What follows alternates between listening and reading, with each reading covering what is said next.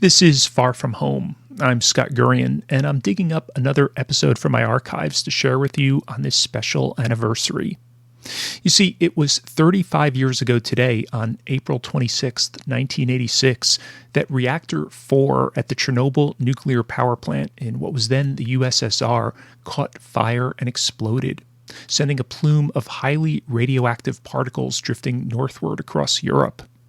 Even after the Fukushima Daiichi disaster in Japan in 2011, Chernobyl remains the worst nuclear accident in history. Now, if you know anything about the incident, it's probably from the dramatic miniseries that aired on HBO a couple of years ago. You are dealing with something that has never occurred on this planet before.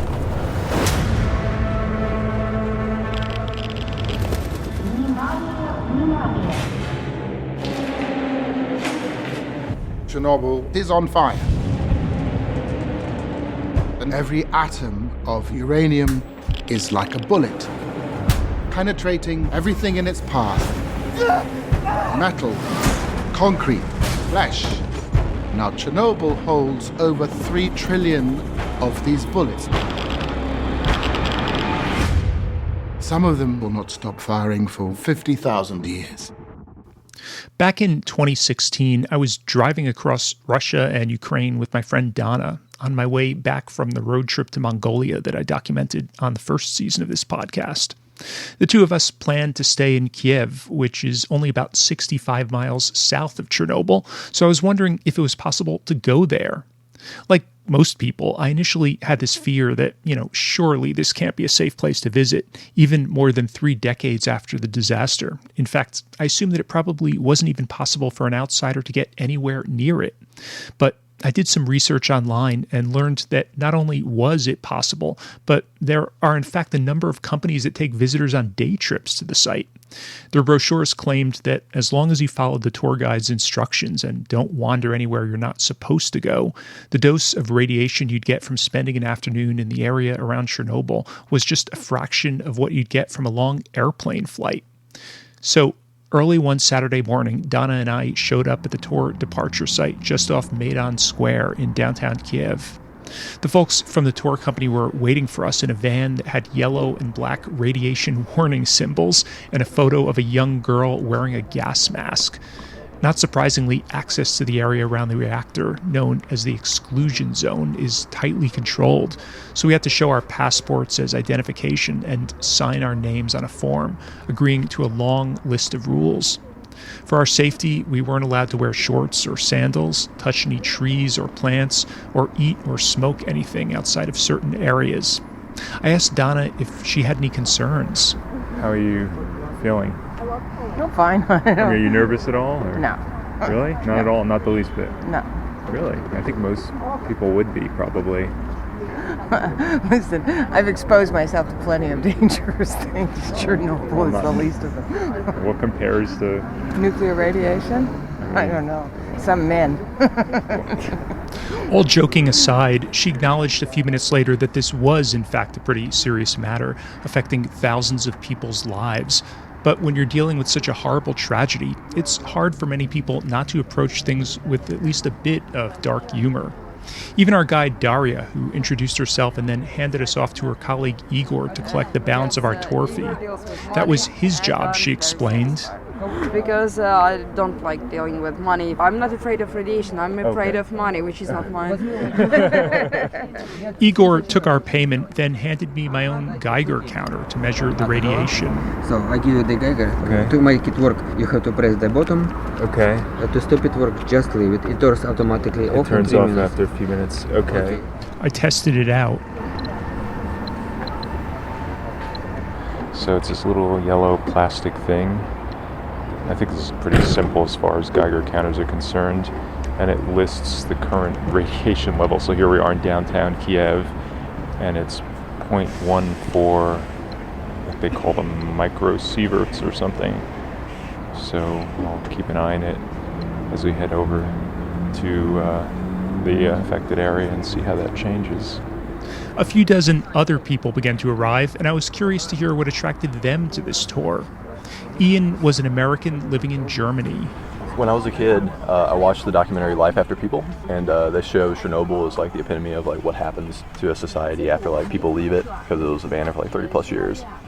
Always wanted to come here since I was like 17, I guess. So finally got to a point like living in Germany where I had the time to like go. I think it's a good thing for Ukraine tourism too. I was a tourism major in college, so I think this will do a lot for the economy eventually, and I wanted to do it before it like becomes really big. I mean, it's weird, like on the one hand, like helping Ukraine's economy with tourism. I guess it's important to kind of learn from the mistakes, what happened, and kind of see, you know, all of it. On the other hand, it seems like it's kind of like weirdly voyeuristic or something, like this is a horrible tragedy, and I feel weird like gawking at it, you know? Yeah, I mean, I think it's like the worst like man-made tragedy of all time. But I mean, people travel all over the world to see like worse things like that, like the killing fields in Cambodia. That's true. Like at least they're making something out of it right now. Right. What do you think it'll be like? Kind of depressing, I imagine. I think there's like an eerie beauty in like the abandoned, just seeing something untouched. You know, something that not a lot of people see like now. I think it'll be fascinating for sure. I'm definitely excited. Victor was a Canadian living in Sweden who came on the tour with his college-aged son, Jonathan. I've been to the Ukraine before, and this is just one of the things you have to do in life to understand 245,000 years of potential contamination.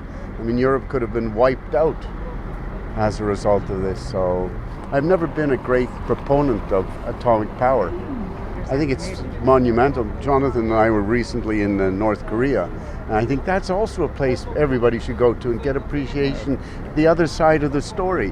It's not the whole story they give you, but it's like here, you don't get the whole story until 35 years after the event. So you're pretty adventurous travelers. No, you don't consider it? When people hear North Korea, Chernobyl, the average person wouldn't go to places like that, right? Well, that's part of the problem today. We're in a situation where people often don't know what's happening outside their own county. So it's good to travel, get perspective on things. I was in the Soviet Union, my first trip was 71, and when I was going to go there, everybody said to me, you can't go there, and if you do that, don't bring a camera, and if you bring a camera, don't go out at night. Well, it turns out I went out at night, and I walked on any bloody street I wanted, even though I was a journalist. There's a plethora of fear, and I think by traveling you get a perspective on this. Not quite the way everybody reports things. You get your own slant. After they checked everyone's IDs, we all boarded the bus, and as we began heading to the site, they showed us some archival news footage from when the disaster occurred in late April of 1986. The first word that something was seriously wrong came from this power plant in eastern Sweden, where workers coming on the job registered abnormally high levels of radiation on their bodies. Although the levels were not high enough to harm humans and no accident had occurred at that plant, it was shut down. And as tests were conducted, similar puzzling reports of high radiation came in from all over Scandinavia. But still, no accidents were reported, leading to the conclusion that the problem was elsewhere, to the east, in the Soviet Union. A fact confirmed to the Soviet people on television tonight. In case you haven't seen the HBO miniseries, I'll sum up the basics for you. The explosion was the result of poorly trained personnel operating a reactor whose design was flawed from the very beginning. Among the problems was that, like many nuclear reactors in what was then the USSR, it lacked a concrete containment dome to help prevent radiation from leaking in the event of an accident. That's what had kept the partial meltdown at 3 Mile Island in Pennsylvania 7 years earlier from being far worse than it was. Chernobyl released radioactivity 100 times greater than the nuclear bombs in Hiroshima and Nagasaki. Though the plant was located just 60 miles north of Kiev with a population of 2.5 million people, the winds thankfully carried the radioactive dust cloud over a more sparsely populated region of Belarus before drifting towards Western Europe. Still, cancers and birth defects would impact millions of people in the decades that followed, and some areas will remain contaminated and uninhabitable for thousands of years to come. After driving a couple of hours, we arrived at the outer edge of the exclusion zone, a ring around the reactor site that's nearly as large as the state of Rhode Island. There was a passport control which had a red traffic light and a gate blocking the road. I filed off the bus with everyone else and got in line behind Victor, waiting for a guard in a booth to check our IDs against the names on his list. I turned to our guide, Daria. So this is the outer checkpoint, and then we go through 2 more checkpoints as we get closer. Yes, several more checkpoints. Why do you think they're so careful about passport control? What are they worried about? About illegal tourism, because there can be some other illegal activities like hunting, fishing, and so on. Tell me, who would go hunting and have animals that have been There was illegal hunting. For example, wild horses came very close to the roads, and after that several hunters were caught. People are crazy. Yes, there are a lot of madmen in the world, and we can't imagine what they really can do. Back on the bus, we continued driving on a forested road through a dense fog. Along the way, Daria told us more about the history. Overall, close to 120,000 residents from hundreds of small towns in what's now Ukraine, Belarus, and Russia were forced to permanently evacuate their homes, she said. Even now, the artifacts of this tragedy continue to haunt the countryside. We are entering Chernobyl village, the first ghost village on our way. Only 500 people lived here. The first thing we'll see here is the abandoned bus stop. If you look around, you'll see some abandoned houses in Chernobyl. Buildings collapse one by one every year, and trees grow higher and higher. All the species of animals like living here, even if they are sick, even if they have cancer and other diseases, they prefer this place because there are not many human activities here. They prefer radiation to pollution, noise pollution, light pollution, and other things humans can bring with them. A few miles down the road, we came to another abandoned village called Zalisi. This time we stopped to get off the bus. Now this way, please. We're walking on this little path now over to where all these abandoned houses are. There's this house that's totally overgrown. There's trees that have kind of taken over. The roof looks like it's all caved in. Hasn't been lived in many years, clearly. Wow. Donna turned to me. It's kind of eerie. Oh, it's totally eerie. Yeah. And so we walked up here. There's this huge building with columns. It says on the top, 1959. Daria explained to us that during the time of the USSR, religion was outlawed. So instead of a church being the central gathering place in a community, so-called palaces of culture like this one were built. These were halls like community centers for interesting lectures about the brilliant future of communism. Let's have a look inside, but be very careful because the floor is very bad. We filed in the entrance, stepping gingerly over giant holes in the wooden floorboards.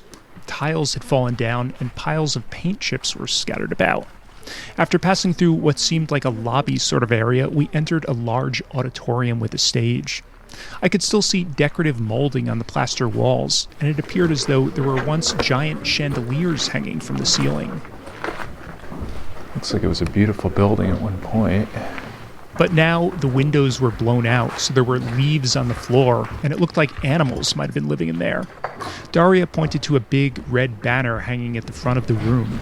This nice hall was full of posters with propaganda, and this slogan means long live communism, future of all the mankind. It was hard to ignore the symbolism of the scene before us, since both this building and the political ideology that was preached within its walls were now in ruins. Looking back, Mikhail Gorbachev would one day say that Chernobyl marked a turning point that hastened the collapse of Soviet communism just 5 years later. The Kremlin's slow and inadequate response to the disaster created widespread mistrust in the government, and whatever confidence people had in their leaders would quickly dissipate. But even today, Daria said the Russian government refuses to take responsibility or pay any sort of reparations to the victims. Russia would never recognize that it was their fault, because it was the policy of the Soviet Union that caused the Chernobyl disaster. Documents proving the mistakes in the construction of reactors of this type were top secret, and people who worked there didn't know about the mistakes in the construction of the reactor. They thought it was absolutely safe. And she said that culture of secrecy made things even worse by creating a sense of panic. If the Soviet government started to speak up about the accident, it had to be something extraordinary. Because they would never talk about anything. Yes, sure. Because in the Soviet Union, everything was hidden, even the worst things. And you can imagine the fear for all the people. If Soviets spoke about an accident, it had to be a tragedy, an apocalypse.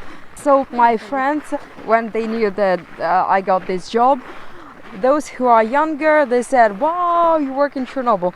Those who are older than 40, they said, you crazy. Because they read all the articles, they saw all these TV programs, they felt all this atmosphere of paranoia, and they were afraid of it. They are still afraid of coming here. How old were you when Chernobyl happened?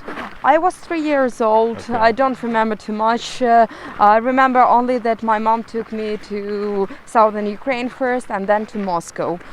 Iodine 139 or 131, I don't remember.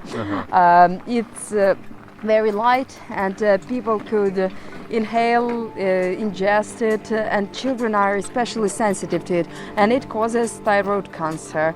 And there was very much radioactive iodine in the air in Kiev, so people had to take their children out of this place.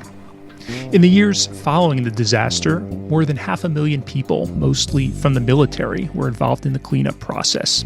They became known as the liquidators, and many of them would later get sick or die from radiation poisoning. A scientific study found that children they had after Chernobyl had a 7-fold increase in chromosomal abnormalities compared to their older siblings.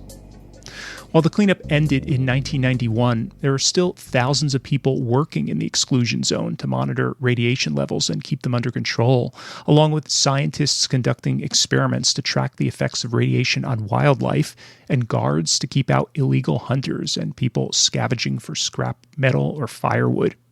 I was also surprised to learn that there are still more than 100 permanent residents scattered in villages throughout the outer part of the exclusion zone. These are elderly people who refused to leave or insisted on returning, despite being warned of the potential health risks. The government decided to let them live the rest of their lives here. We call them self-settlers. So they get mail and pension here. Postmen bring them twice a month. In Chernobyl, they have shops, medical assistance, and in the villages they have to take water from wells to chop their own wood. These activities are not allowed in the zone, but these people don't care, and the government closed its eyes because anyway, they are more than 80 years old. They can do whatever they want. She said they don't have as many health problems as you might expect, and have actually managed to live long and relatively happy lives. Once they die, however, no one else will be allowed to move into the area. Back on the bus, Daria made an announcement as we passed through another security checkpoint, making our way ever closer to the epicenter. Welcome to the 10-kilometer exclusion zone. Most of the workers of the 30-kilometer zone have never been here. They are not allowed to come here as workers, and they just are not interested in coming here as tourists. She reminded us of the safety rules in this area, including that we should never sit or put our bags down on the ground, lest they become contaminated with radioactive dust. And she shared the cautionary tale of several tourists in the past who failed to listen and ended up returning to Kiev in their underwear after their clothing had to be confiscated. Strangely, if our shoes became contaminated, however, she said we could simply stomp our feet or wash the radiation off. Our next stop was a former kindergarten in the abandoned village of Kopachi. As we approached the front entrance, I saw a mangled doll half buried among the leaves and what looked like part of a children's plastic toy stove. In retrospect, I think it was when I stepped inside and looked around that the gravity of this disaster finally hit me for the first time. Oh my gosh, this was a school, this was a whole kindergarten in here. It was a kindergarten, yes. Wow. There's wreckage of what were kids' lockers here. These things crumbled all over the ground. This is really sad. The linoleum floor was buckled and there were giant holes in the ceiling. On one wall, there was a cork bulletin board featuring cutouts of Russian nesting dolls the kids had colored. The floors were littered with pages from workbooks and pieces of games. I wandered into one of the back rooms. It's like a whole nursery here. And a whole row of little beds with springs from all the kids. This was the clearest sense I'd gotten so far about how people's lives had suddenly and permanently been upended. But in this place, time seemed to stand still, and things were just as they'd been left on the 26th of April, 1986. I was only in there a few minutes, but I couldn't help but be constantly amazed by what I saw. Oh my gosh. Wow. Wow. Wow. Wow. This is crazy. I think I was at a loss for what else to say. Listening back to this audio now, I realized that since I was born in 1979, I would have been only a year or two older than the kids here were when all this happened. So had my circumstances been just a bit different, I easily could have been one of them. A little farther down the road, we passed a fire station whose men responded to the Chernobyl explosion without any sort of special protective gear. More than 24 of them would die from acute radiation sickness in the weeks following the disaster. Everyone at the time was paranoid about the threat of nuclear attacks from the United States, Daria explained, but meanwhile, most people were totally unaware of the potential danger from this nuclear threat just down the road. Finally, there it was. In front of us we can see a low white building. It's the main building of the power plant. Now, bad news. There is an international rule to prevent terrorism. We are not allowed to take pictures at the power plant. Please stop taking pictures starting from this place. It was here in the forests of northern Ukraine that the Soviets once had grand ambitions to build the largest nuclear power plant in the world. The first reactor at Chernobyl started operating in 1976, and by the time of the disaster 10 years later, 3 more were in operation and 2 additional ones were under construction. Eventually, they hoped to build a total of 12 reactors on this site. In retrospect, Daria described it as a Soviet Titanic. So we've just stopped here and the bus has pulled over. We can walk on the paved road, but they've warned us not to step on the grass like the girl over there is taking a photo, and we're not supposed to be doing that. Apparently the grass is highly radioactive. It's hard because these dangers are all hidden. You can't see anything. And if someone didn't tell you, you'd have no way of knowing that this is contaminated. It all seemed kind of magical and mysterious, but in case we needed any proof that this wasn't some sort of elaborate ruse, there, just ahead of us, we had a clear view of Reactor 4, the one where the meltdown had occurred. It was this hulking mass of rusted steel and concrete, now surrounded by multiple barbed wire fences, scaffolding, and giant cranes. At the time of our visit, they were still building a new radiation confinement dome to replace the original sarcophagus, which had been constructed after the disaster but was now starting to crumble. This dome looked like a giant airplane hangar, and in order to limit workers' exposure to radiation, it had to be built off to the side on tracks and then slid into place over the reactor. At 300 feet tall and more than 2 football fields in length, it was the largest movable land-based structure ever built. It took nearly a decade of work and cost close to $2 billion, but Daria said Ukraine thankfully had lots of assistance. We asked for help, for donations. For example, 30 countries donate money for the project. It's not made only by Ukrainians, because people in the world understand that if the sarcophagus collapses, it will be a problem not only for Ukraine. We drove a short distance down the street from the power plant to look at the Red Forest, a 4-square-mile area of pine trees that turned reddish brown and died from radiation exposure within several hours of the accident. The forest was later bulldozed and buried in a special graveyard, and new trees grew on the site. But even today, this remains some of the most contaminated land anywhere in the world. As our bus came to a stop, I noticed Donna's face puckered in an expression of disgust. What are you sensing or smelling? It's a very strong taste. It's almost like rust. It's kind of like metal and blood. I don't taste anything, but it's that kind of a stinging a little bit. Well, and it's an acidy taste and my throat hurts. It's very strong since we just drove here. Yeah. My senses of taste and smell were nowhere near as sensitive as Donna's, but I was reminded of the time I visited a volcano in Costa Rica, and the sulfur in the air made it constantly feel like I was about to sneeze. Although the radiation around us was still not something we could see with our eyes, our other senses were now warning us that this was definitely real, and it was something we couldn't ignore. Our Geiger counters provided further confirmation. Okay, let's see the radiation in the red forest. 4.3, 5.6. To put that in perspective, if we stayed there for an hour, we would have absorbed about as much radiation as getting an X-ray at the dentist. She's walking farther back off the road to get the readings. Her Geiger counter keeps going up. 7.2. She decided it was best not to go any farther. There are places where radiation is higher. There are places where it's much higher. There are places where it's lower. It depends. The good news is that from where we were, even 25 microsieverts, the highest reading Daria got when she pointed her Geiger counter directly at the ground, was still low enough that we'd have to be in that spot for 5 or 6 months to start to have an elevated risk of cancer. At long last, we came to the highlight of our tour, the ghost city of Pripyat. Now, if you've ever seen any photos or documentaries about the aftermath of Chernobyl, I'd be willing to bet it's the images from Pripyat that are seared deepest in your memory, since they're certainly the most compelling.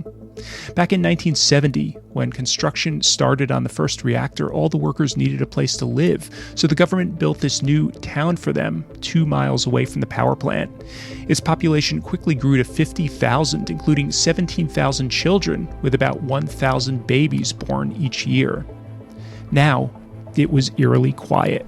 So we've just driven up Lenin Boulevard, which used to be the main street in town, and we see on the side giant apartment buildings all vacant and abandoned, all the windows punched out, totally overgrown, these apartment buildings in what's now the middle of a forest. This really is like an archaeological ruins. And here we are in the town square here. It's just really hard to imagine what this would have looked like when people actually lived here. It was populated and not in disrepair. This was at the time Ukraine's youngest town, with the average age of the residents just 26 years old. They had a relatively high standard of living, and Pripyat offered most of the amenities you might expect.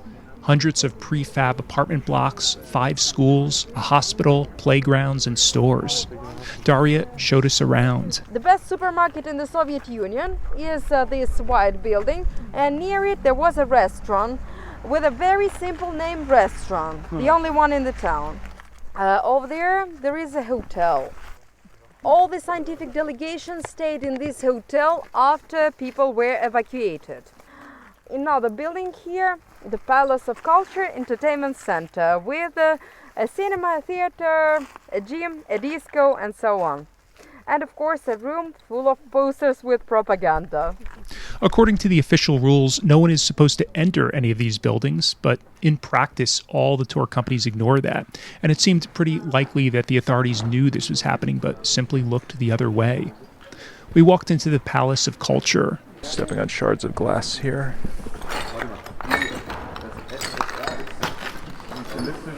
This is amazing. We've just entered this huge theater, really high ceiling. It's pretty dark, except for the bit of light that's peeking in, and just all these cables hanging down. Looks like a lighting rig just kind of smashed to the floor. It's just a mess in here. Very cavernous and kind of damp and chilly in here. I struck up a conversation with a woman in our tour group. Can you imagine, like, 200 years from now, someone's going to be walking over our remains? No. I hope not. But I don't want to get out of here. Yeah, now. It's very creepy. I can't believe they're letting us go here. Yeah, I think that's a bit crazy that they let us enter this building because it's right? really not... I know. They would never do this back in the U.S. The liability, that's of lawsuits. They would definitely not do this back in Germany. Yeah, I'm sure. Ooh, watch the nails. I think one of the other tourists, a guy from Miami named JC, summed up the atmosphere best. It has like a very gloomy, dark feeling, you know, because you see the landscapes, you see like the old dolls around like the kindergarten, You see like all these old places, and this is like kind of being in a terror movie. Now we're here, they're real here. We visited several gymnasiums with torn up basketball courts, a high school where we saw the music classroom and school cafeteria, and even a giant crumbling indoor swimming pool. But the most incredible sight was an abandoned amusement park that had been built just prior to the disaster. It wasn't actually supposed to open until the 1st of May, but after the explosion, its owners decided to open it a few days early to distract the town's residents and keep them from worrying. Here's the bumper cars, all kind of banged up and rusted. There's some graffiti on them. And there's the ticket booth. Over there's some other kind of ride that you'd sit on that looks like it would swing around.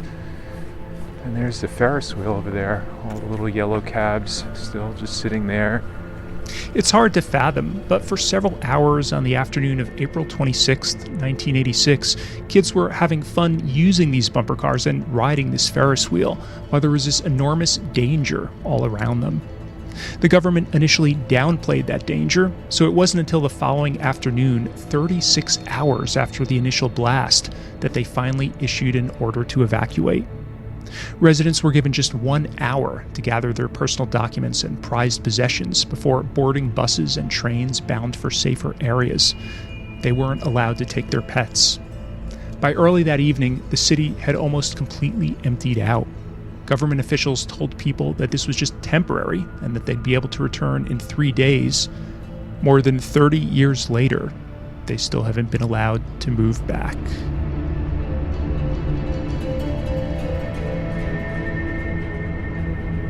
Chernobyl was without a doubt one of the most fascinating and amazing places I've ever been, and as much as I love podcasts, I think this is one of those instances where sound alone doesn't even begin to convey what it was like. So I encourage you to visit my website at farfromhomepodcast.org and follow me on Instagram to see some photos and videos I took during my trip.